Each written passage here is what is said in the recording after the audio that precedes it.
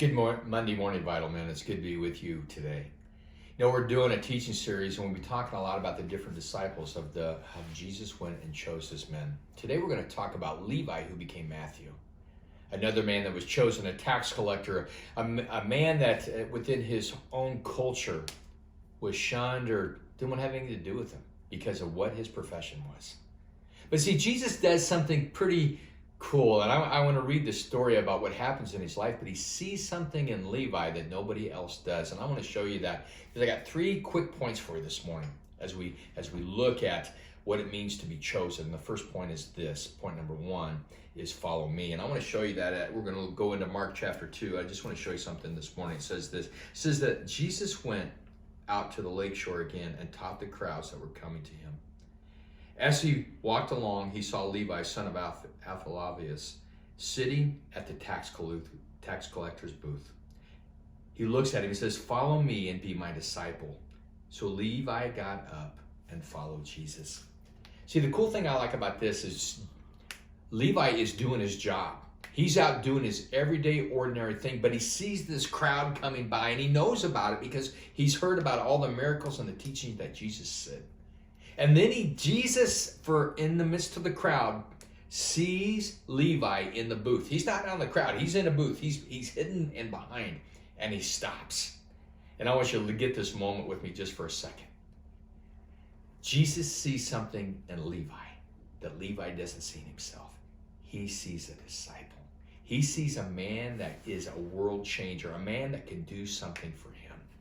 And I can imagine, I could just see the smile. And he looked at Levi. Follow me. See, Jesus is still doing that today. We can't see him doing it, but we see that nudge. We see that calling that comes through the Holy Spirit that gives us this nudge. But see, point number 2 for us this morning is this, the party. It says this, that later Levi invited Jesus and his disciples to his home as dinner guests, along with many tax collectors and other disreputable sinners. There were many people of this kind among Jesus' followers. But when the Pharisees, the teachers of religious law, saw him eating with the tax collectors and other sinners, they asked his disciples, "Why does he eat with scum?" See, a couple things are going on. Number 1 is this. Levi asks Jesus and his disciples to come and have a party amongst other tax collectors and other sinners. See, a lot of times, folks, we miss the party because we're unwilling to go out into the world. Now, I'm not saying that we go out and make poor choices. But when we have those opportunities and we get invited as guests, that gives us an opportunity to share the gospel message. But we got to have the right mindset as we go to these parties. See, Jesus and the disciples did. Jesus saw it as an opportunity to get amongst other people. But you see, you also had the naysayers. There's the Pharisees, the people of religious law. You can't do that. Sometimes, folks, I think that religious law keeps us even confined within the church itself. Too many do's and don'ts, as opposed to going out in the midst of the world itself and presenting the gospel message. We can't just do the gospel message inside of 4 walls of the church. We have got to get out into the world and share about faith and opportunities. Which brings me to my last point is this. I've come for sinners. See, Jesus, when he hears them talking, he says this to them. He says, healthy people don't need a doctor. Sick people do.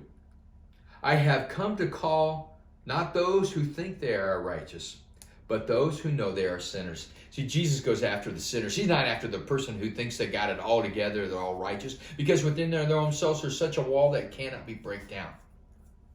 But Jesus goes after the sinner. He goes after people like you and me, people who have made a lot of mistakes in our lives, people who have fallen short. So I encourage you today, are you chosen? Absolutely. But choose to be a disciple and live the life of a changed life.